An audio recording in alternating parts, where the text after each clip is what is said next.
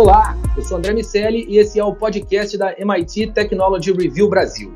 Hoje, eu, Carlos Aros e Rafael Coimbra vamos falar sobre a Black Friday, o que 2020 traz de diferente para essa data, que é cada vez mais digital.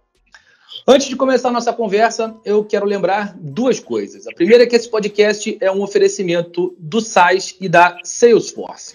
E a segunda é que você pode ficar por dentro do nosso conteúdo com as assinaturas da MIT Technology Review. Os eventos, os vídeos exclusivos, relatório e nossa revista física e também digital estão disponíveis para os assinantes. Para fazer parte dessa comunidade, acesse www.mittechreview.com.br/assine. Dito isso, vamos lá. O artigo de hoje foi escrito pela Karen Hall e tem como título Como a pandemia guiou a inteligência artificial do Alibaba para o maior dia de compras do mundo. O artigo começa falando sobre o fato de que, de 1º a 11 de novembro, os maiores players do comércio eletrônico chinês, o Alibaba e a JD, geraram 115 bilhões de dólares em vendas como parte da bonança anual de compras do Dia dos Solteiros. O Alibaba, que começou o festival em 2009, foi responsável por 74 bilhões de dólares dessas vendas, um aumento de 26% em relação a 2019. A escala desse evento o torna quase um milagre logístico. Para realizar essa façanha, Alibaba e JD investem pesadamente em modelos de inteligência artificial e outras infraestruturas, tanto de tecnologias quanto infraestruturas físicas, para poder distribuir e otimizar globalmente as mercadorias em depósitos e agilizar a entrega no mundo todo. Os sistemas são geralmente testados e refinados ao longo do ano antes de serem postos à prova durante esse evento. Só que esse ano, as duas empresas enfrentaram uma complicação, que foi responder pelas mudanças no comportamento de compra das pessoas devido à pandemia. Nas primeiras semanas após o surto do coronavírus, as empresas viram seus modelos de IA se comportando de maneira estranha. Como a pandemia atingiu o Ano Novo Chinês, aquele momento, centenas de milhões de pessoas que em outras épocas teriam feito compras para o feriado, optaram por comprar produtos para enfrentar o severo lockdown que aconteceu na China, e esse comportamento tornou impossível confiar nos dados históricos. Pessoas estavam comprando, por exemplo, máscaras, e o algoritmo entendia que elas estavam doentes, e aí recomendavam remédios, quando faria mais sentido recomendar um desinfetante para as mãos. A quebra desses modelos obrigou as duas empresas a serem criativas e, por exemplo, o JD reformulou seus algoritmos para considerar sinais de dados externos em tempo real, como o carregamento de casos e artigos de notícia, da opinião pública e das mídias sociais. Por aqui no Brasil, a gente viu empresas como a Magalu ganharem muito valor de mercado ao longo desse confuso ano de 2020. E o contexto local, conforme palavras da própria Luísa Trajano, foi fundamental para esse avanço. Entender o Brasil foi fundamental para que eles crescessem. Meu amigo Carlos Aros, o que você vai comprar tocando apenas no seu teclado? Essa pergunta é um perigo e a resposta dela custa caro. Então, é melhor, talvez seja melhor a gente não saber, não trabalhar em busca de uma resposta para isso, pelo bem do nosso bolso. Porque o grande detalhe em tudo isso, nessa descrição, nesse resumo aí que você faz do artigo e as outras informações que você reúne, mostram que cada vez mais as empresas desenvolvem uma capacidade de compreender os nossos hábitos de forma individualizada. Aliás, esse é um ponto importante, não é? Aquelas empresas que ainda não reconheceram que essa capacidade de compreensão profunda, não é, sobre quem é o consumidor, sobre o ambiente em que ele vive, sobre as condições que se impõem sobre esse ecossistema, essas empresas elas já ficaram para trás há um bom tempo. Talvez não tenham percebido que a hora delas já passou. porque um novo momento surge e já de algum tempo são essas as regras que ditam o jogo. E cada vez mais o consumidor fica numa posição em que é preciso fazer pouco ou quase nenhum esforço para esbarrar com o produto que te interessa, numa condição que te interessa, e aí surge a compra com um clique e pronto, você já fez ali a conversão e golaço para todo o time que trabalha com análise de dados e com toda a composição ali da plataforma para fazer com que essa venda aconteça. Então, talvez seja muito menos o que eu vou comprar na Black Friday e muito mais o que as empresas, com toda a análise que elas têm a meu respeito, entendem que eu devo comprar na Black Friday. E isso vale para mim e para todos nós. É mais o que eles vão te vender do que o que você vai partir para comprar. Essas recomendações são realmente impressionantes. Você cai nessas tentações, Rafa?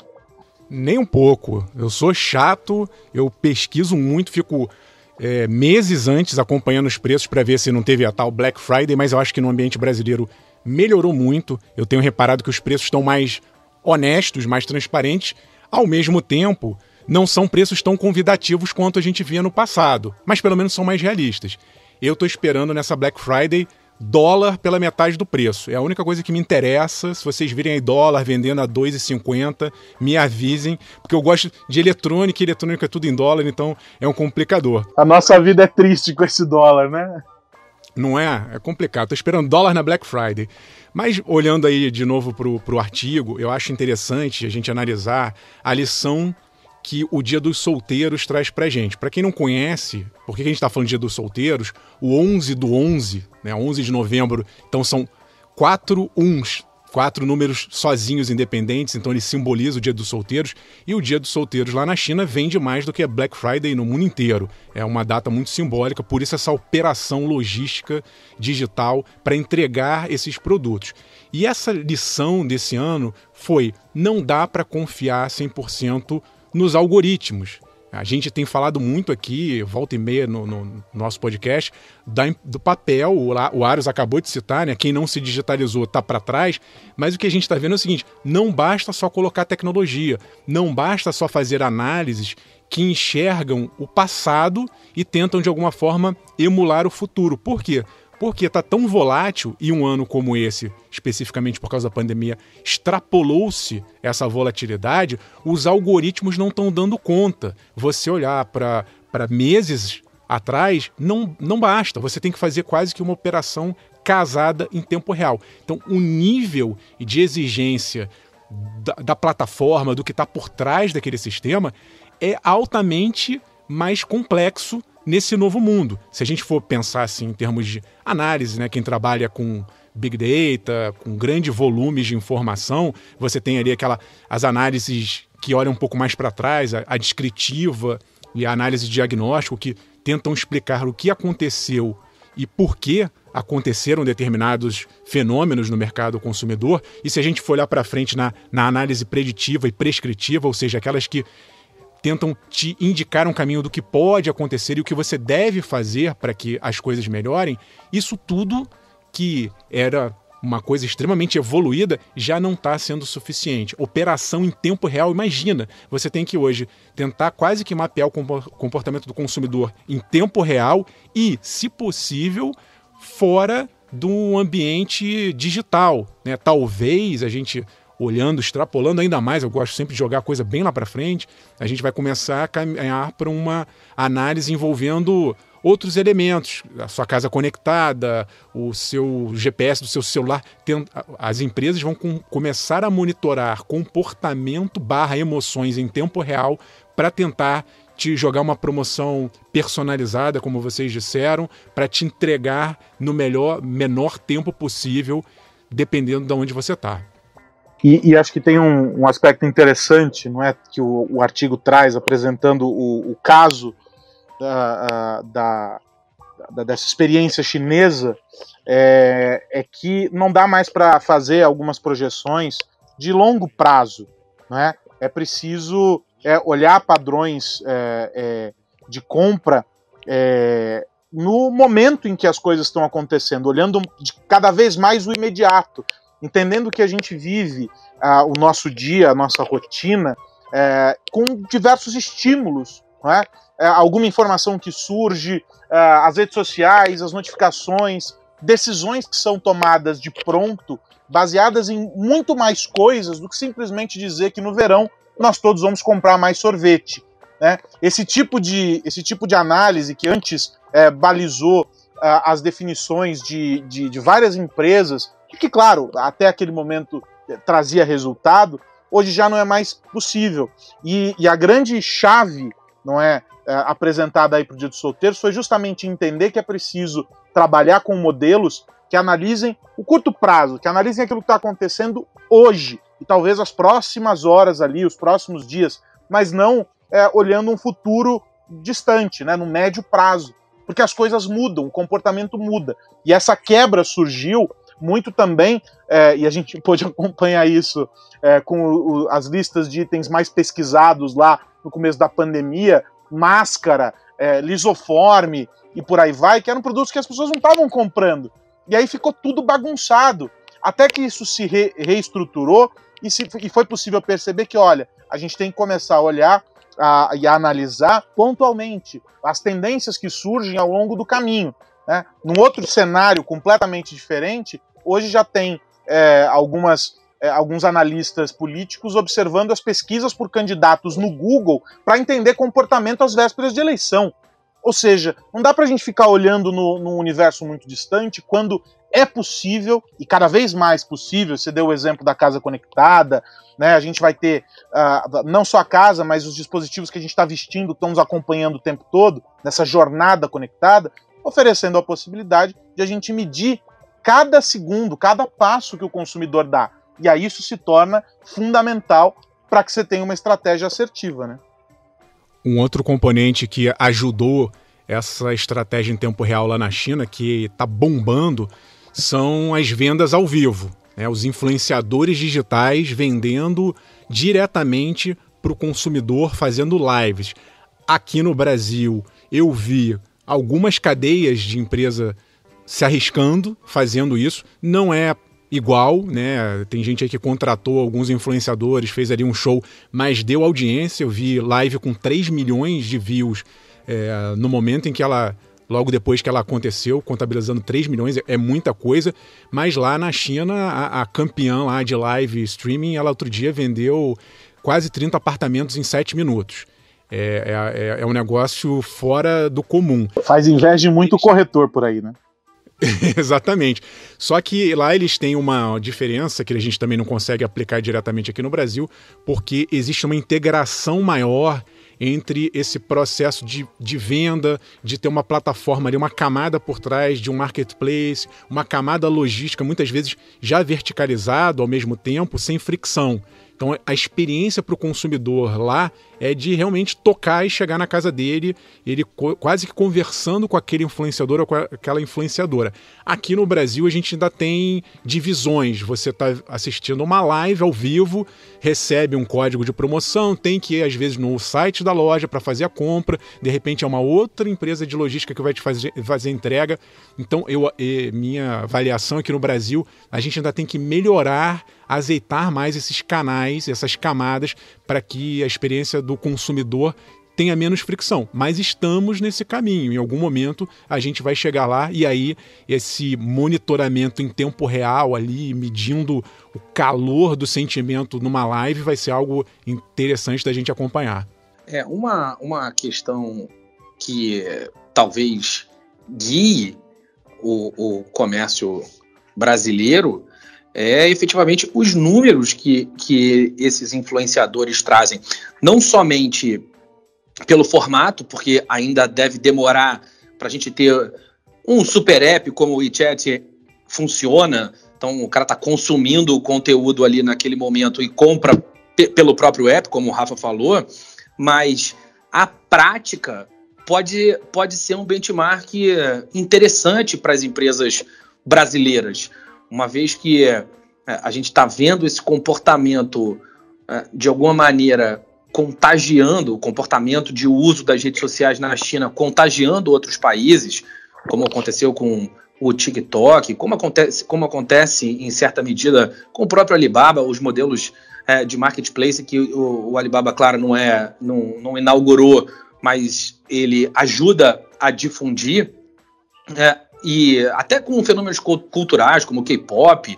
A gente está olhando para o Oriente, para deleite de Rafael Coimbra, de uma maneira diferente do que costumava ser poucos anos atrás. Claro que isso ainda faz parte dessa polarização, ainda existe um preconceito até determinado ponto com algumas empresas, tem ali muita coisa, muitos nós para serem desatados, mas pode ser um benchmark interessante do formato. Talvez a gente, como falei no início, não atinja os números, mas pode ser um modelo eficiente, ainda que com adequações, com tropicalizações. Agora, outro ponto que eu queria trazer e perguntar para vocês é sobre o volume de buscas.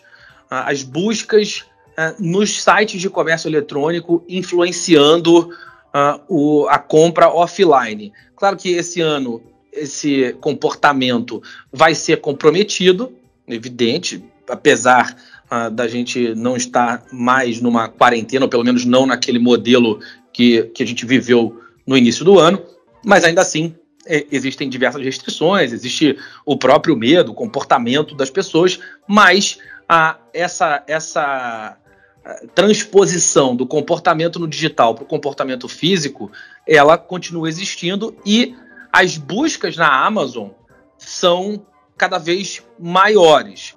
Qual, Rafa, você acha que vai ser a importância dessa prática de ter um lugar que não o Google para você buscar produtos e informações, opiniões, revisões sobre esses produtos? É a mesma lógica, André, que você colocou aí no Super App. A ideia de um Super App é você deixar a pessoa ali dentro de um chamado jardim murado. E a partir daquele ecossistema todo gerenciado por você, você entende o comportamento do momento em que a pessoa acorda até o momento que ela vai dormir. Então, a Amazon, por exemplo, como você está citando, já está vendendo ads, né, anúncios dentro dela. Por quê? Porque, por exemplo, nos Estados Unidos a pessoa está tão acostumada a comprar na Amazon que ela não se dá mais ao trabalho de buscar fora. Ela já entra naquele mundo Amazon e ela tem de filme e música até qualquer detergente. Então ela já entra ali, já faz a busca dentro do ecossistema Amazon, que antes era uma função Google. Então veja, a Amazon, que começa como marketplace, hoje tem função busca. Ao mesmo tempo, Google, que começou como motor de busca, hoje tem um marketplace muito forte. Está todo mundo se mesclando e tentando dominar, dar cada vez mais opções para o consumidor para que ele não saia. É a mesma estratégia do Super App, que lá na China, por exemplo, tem os mini apps, ou seja, tem aplicações dentro de um aplicativo, para que você não tenha que sair mais daquele ambiente. Isso, voltando ao que a gente estava conversando aqui sobre monitoramento, análise de dados do consumidor, para a empresa, para quem está controlando isso em termos de análise, é muito poderoso. Você sabe o que a pessoa está fazendo, o que ela gosta, os hábitos, tudo ali dentro. Então eu acho que está todo mundo disputando, até porque nós tivemos uma super digitalização, não só por parte das empresas, todo mundo que não tinha e-commerce teve que fazer esse movimento, e os consumidores brasileiros que não estavam nesse ambiente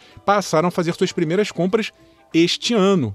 Vamos ter, portanto, a maior Black Friday da história do Brasil, seja em volume de ofertas, de lojas, de vendedores, seja do ponto de vista de pessoas que só vão conseguir comprar alguma coisa de maneira digital. É uma explosão, é algo que a gente vai ter que estudar mesmo o que vai acontecer esse ano, porque é um ponto de mudança importante.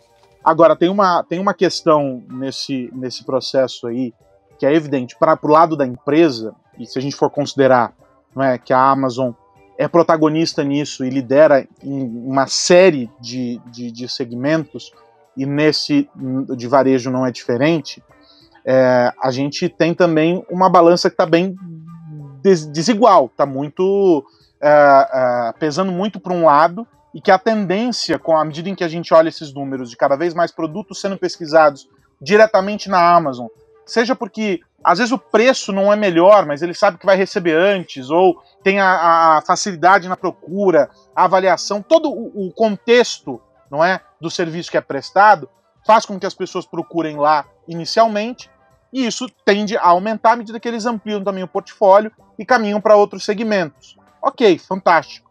A gente está assistindo a um debate importante agora que envolve o Google, que caminhou com essa mesma estratégia. A gente não pode ignorar que o Google viveu isso lá atrás, né? O Google só tem a predominância que tem, só ocupa o espaço que tem, porque em algum momento na história ele se colocou como essa plataforma que viabiliza o que as pessoas precisam, da maneira como a Amazon está fazendo agora com o e-commerce.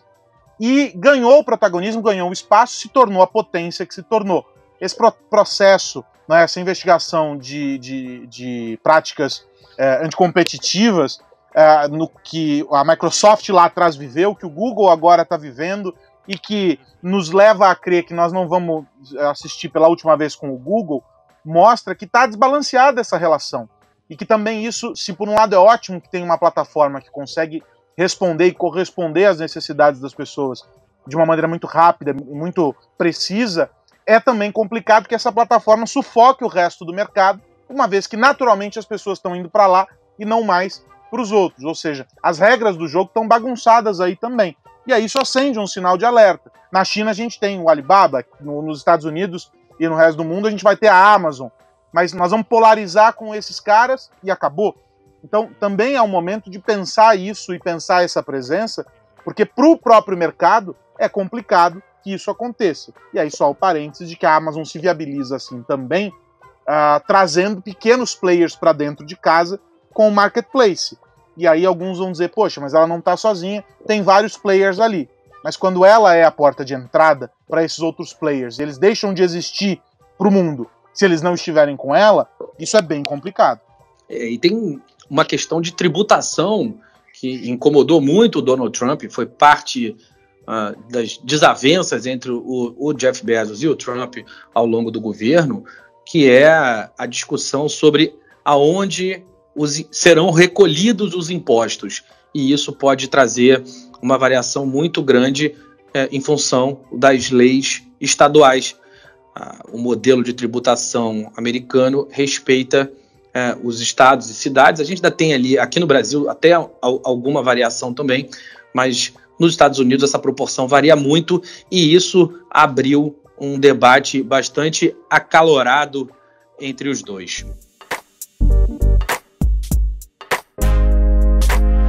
Bom, vou virar a chave e vou virar a chave lembrando que esse podcast é um oferecimento do SaaS e da Salesforce e vou perguntar para o meu amigo Rafael Coimbra no que devemos ficar de olho nessa semana. Além da Black Friday, André, uma outra transformação que está acontecendo aí, está bombando, é dentro do mercado de dinheiro, né? Mercado monetário. Então tivemos semana passada lançamento do Pix. Vocês já fizeram Pix? Já alguma operação? Já cadastraram?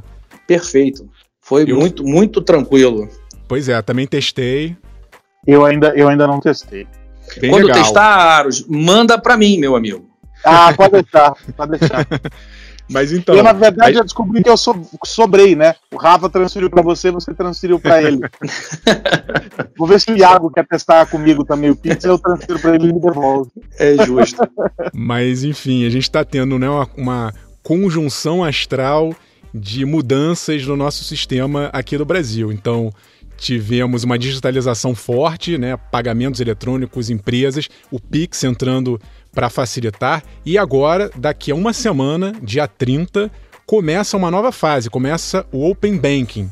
Ou seja, nós vamos poder, daqui a algum tempo, isso não vai ser imediato, mas começa, em tese, na segunda-feira, um processo já de ajustes, de trocas de informação entre os bancos para que eles comecem a desenvolver uma infraestrutura, aplicativos que conversem entre si para que daqui a mais ou menos um ano, lá em outubro de 2021, a gente consiga fazer operações intrabancos, ou seja, uma pessoa que tem conta no banco A vai poder comprar um produto de um banco B sem necessariamente ter que abrir conta nesse banco B.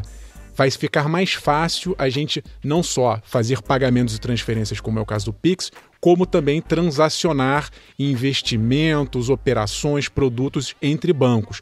Isso começa, eu falei em tese, porque já está tendo um movimento das instituições financeiras para que dê uma segurada, que pelo menos essa fase inicial passe para janeiro, fevereiro, para que eles ganhem um pouco mais de tempo para fazer essa fase inicial de ajustes mais para frente, ganhando assim um tempo para que fique melhor.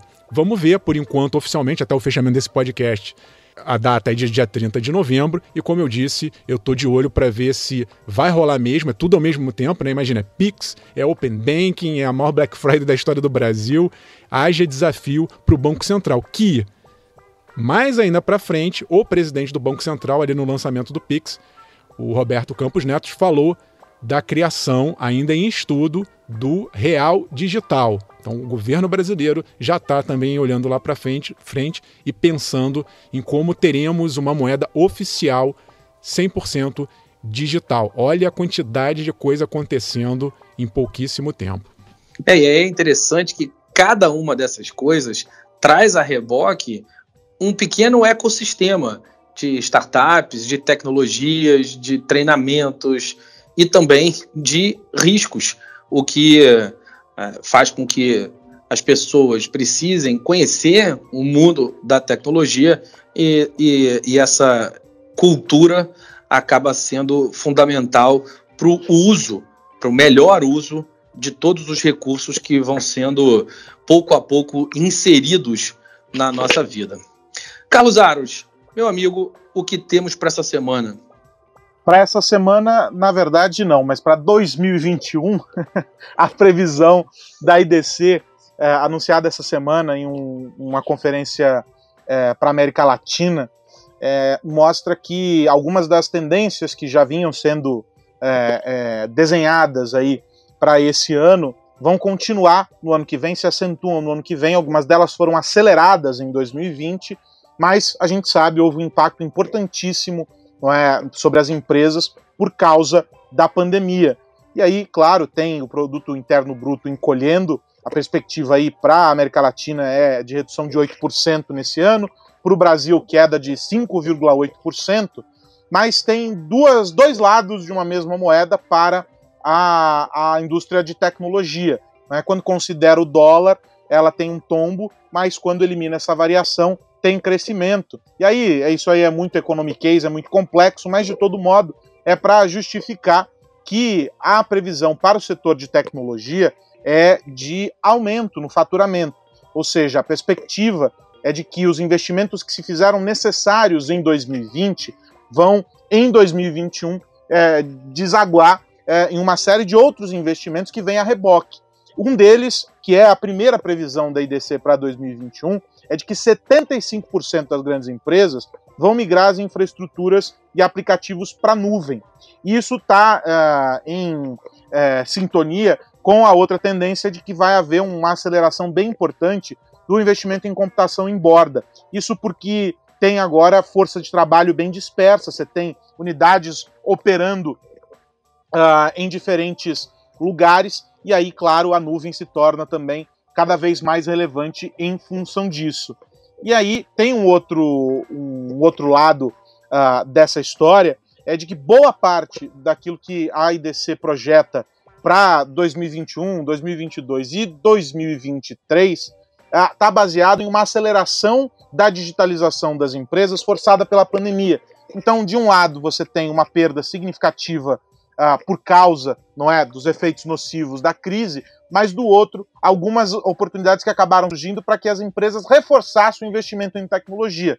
E a gente sabe que é necessário, é fundamental que ainda que se viva uma crise, não se interrompa o investimento em tecnologia, porque isso depois coloca a sua retomada em marcha a ré, em vez de fazer com que você consiga arrancar no momento em que a crise passa. Então, basicamente, o grande desenho desse relatório que a IDC coloca, é de uma série de oportunidades, muitas delas que surgem a partir de uma evolução da compreensão e da utilização da nuvem pelas empresas. Se você que nos ouve gosta do assunto, das tendências, principalmente associadas ao novo modelo de trabalho, fica ligado aqui na Technology Review, que já vai sair um mega estudo sobre o retorno. O Home Office Playbook vai mostrar como as empresas devem se comportar em 2021 para que essa transição seja feita com sucesso.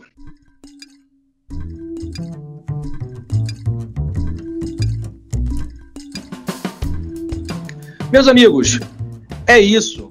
Rafael Coimbra, até semana que vem. Um abraço, André, Aros e a todos que nos ouvem. Se você está já num processo de retomada no seu escritório ou em home office, não deixe de participar com a sua análise, dando dicas de tendências. O que você já está olhando para 2021? Escreva para a gente no e-mail redacal@mittechreview.com.br. Sua sugestão é sempre bem-vinda.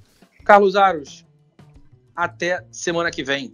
Semana que vem tem mais e até lá é possível ficar conectado na Technology Review Brasil pelas redes sociais, @MIT Tech Review BR. É só seguir, compartilhar e comentar e interagir bastante com os artigos, as análises dos nossos colunistas. Enfim, tem muita coisa legal e é só ficar ligado na gente. Agora, se você que nos ouviu quer aproveitar a Black Friday da Technology Review e, na verdade, está nos ouvindo antes da data original, a gente vai fazer uma promoção no final de semana. Vai ser um Black Weekend, que vai trazer condições especiais para você assinar e receber a nossa revista, tanto física quanto digital, assim como vídeos, relatórios e outros conteúdos exclusivos lá em www.mittechreview.com.br/assine. Semana que vem tem mais podcast da MIT Technology Review com o oferecimento do SAIS e da Salesforce. Um abraço para todo mundo. Tchau.